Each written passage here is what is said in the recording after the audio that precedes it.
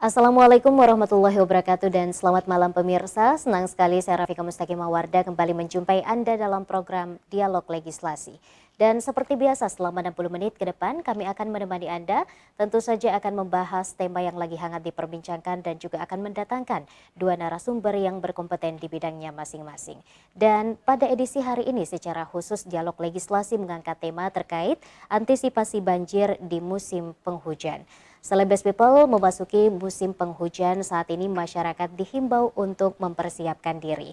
Berdasarkan data dari Badan Meteorologi, Klimatologi, dan Geofisika atau BMKG Wilayah 4 Makassar mengatakan bahwa puncak musim penghujan akan diawali pada November 2022 dan akan diperkirakan berakhir pada April 2023 mendatang, dan hal ini akan menyebabkan potensi banjir di beberapa titik di Kota Makassar. Seperti apa kemudian menyikapi hal tersebut? Nah, di studio kami telah menghadirkan Ketua Komisi C DPRD Makassar, Bapak Sangkala Sadiko SH. Assalamualaikum Pak Sangkala. Waalaikumsalam warahmatullahi wabarakatuh. Sehat Pak ya? Alhamdulillah. Sehat, meskipun di musim pancaroba Pak Sadiko ya? Iya, sampai hari inilah demikian. Baik, saya juga ingin menyapa Bapak Nur Hidayat Sukardin STMT selaku Kepala Bidang Pengelolaan SDA dan Drainase Dinas Pekerjaan Umum Makassar. Assalamualaikum Pak. Waalaikumsalam. Sehat Pak ya? Alhamdulillah. Harus tetap menjaga Ya. kesehatan di musim pancaroba yang saat ini mungkin memasuki musim penghujan begitu Pak ya. Baik, terlebih dahulu saya ke Ketua Komisi C DPRD Makassar, Bapak Sangkala. Permasalahan banjir ini adalah permasalahan yang sangat klasik dan kita bicarakan tidak henti-hentinya begitu setiap tahunnya. Pak Sangkala, bagaimana kemudian pandangan Anda selaku kemudian Ketua Komisi C DPRD Makassar ataupun DPRD Makassar? Jadi berbicara masalah persoalan banjir ini kan satu masalah yang tidak henti-henti dibicarakan. Betul. Namun kalau berbicara soal banjir ini sebenarnya susah untuk ditakar bagaimana menghentikan secara maksimal. Tetapi bukan seperti itu, oleh pemerintah tetap melakukan antisipasi untuk menanggulangi persoalan banjir yang sering melanda Kota Makassar. Dalam hal ini memang penanggung jawab adalah Dinas PU, tetapi Dinas PU ini kan sudah melakukan upaya-upaya maksimal. Tapi namanya juga hujan tidak bisa diprediksi, kadang kencang, kadang tidak. Sama seperti hari ini yang terjadi kan tidak bisa diprediksi bahwa tidak banjir. Padahal hari ini ya lumayanlah terjadi genangan di sana sini. Namun oleh karena itu pemerintah dalam hal ini Dinas PU sudah melakukan upaya-upaya pencegahan di mana-mana, antara lain itu terjadinya pengerukan drainase sebagaimana yang dikeluhkan oleh warga masyarakat. Namun karena mengingat luasnya Kota Makassar ini tentu tidak bisa PU selaku yang bertanggung jawab untuk melaksanakan secara utuh sesuai dengan harapan masyarakat. Tetapi menurut hemat saya bahwa apa yang dilakukan pemerintah terkait pembenahan masalah banjir itu sudah diupayakan secara maksimal dan hasilnya kita lihat lumayanlah. Tetapi berbicara soal banjir ini terjadinya bukan karena faktor alam, tetapi juga dari sebenarnya dari faktor manusianya. Kenapa terjadi seperti itu? Itu karena sebahagian manusia, sebagian masyarakat itu tidak terlalu mengindahkan dampak-dampak daripada adanya hujan. Karena kenapa? Hujan seketika turun, apalagi seperti hari ini ya cukup deras sehingga melanda beberapa wilayah yang ada di Kota Makassar, khususnya di wilayah saya di Biringkanaya hari ini. Sampai hari ini juga kemasukan air. Terjadinya banjir yang ada di wilayah-wilayah tertentu, inilah yang tadi saya katakan bahwa sebahagian besar itu karena faktor manusia. Kenapa? Karena faktor manusia itu sering misalnya membuang sampah tanpa disadari.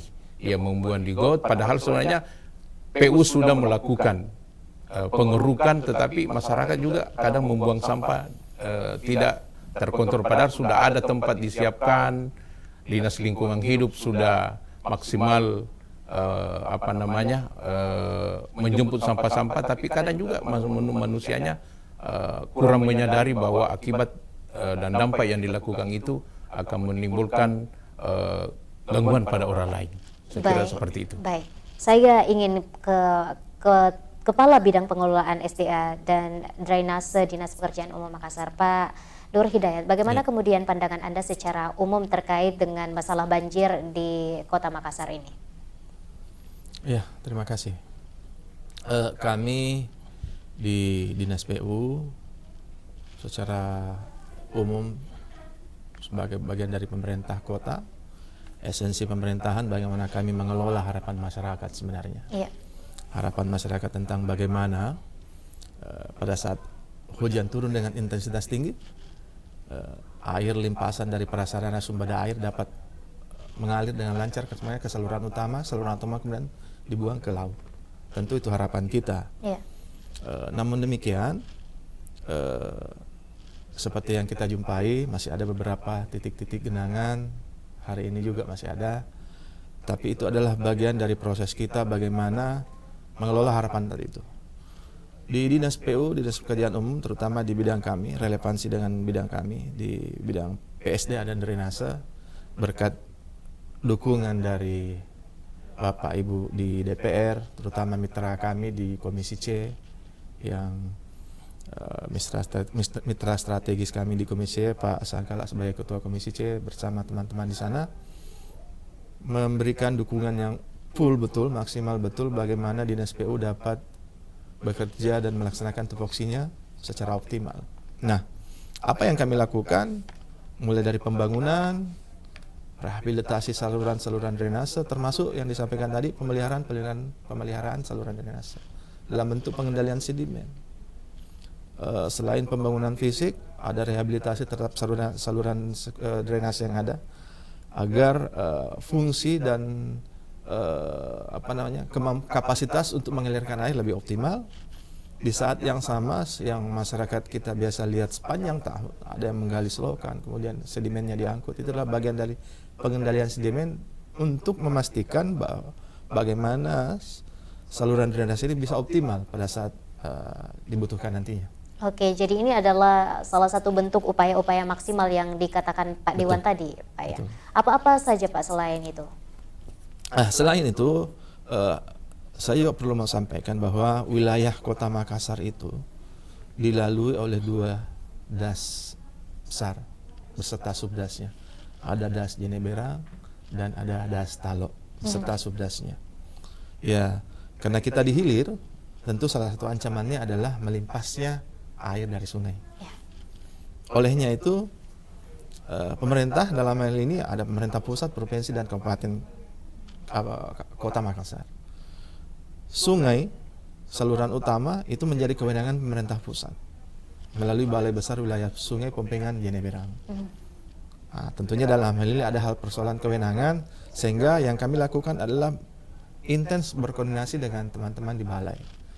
Contoh sederhana, kita sudah bisa lihat di Balan Turungan di Dayak sana, itu kan sudah relatif gulma dan eceng gondok. Balai sudah lakukan pembersihan di sana. Terakhir komunikasi kami minggu lalu untuk lebih intens ke arah hulu. Termasuk komunikasi kami dengan balai untuk melakukan pemeliharaan atau bagaimana gulma dan eceng gondok di kanal Batua bisa optimalkan fungsi salurannya.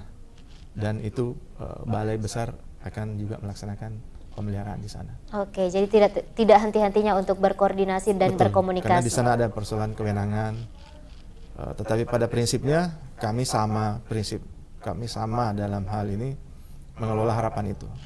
Bagaimana pada saat turun hujan dengan intensitas tinggi, dampak genangan dan banjir itu kita bisa minimalisir.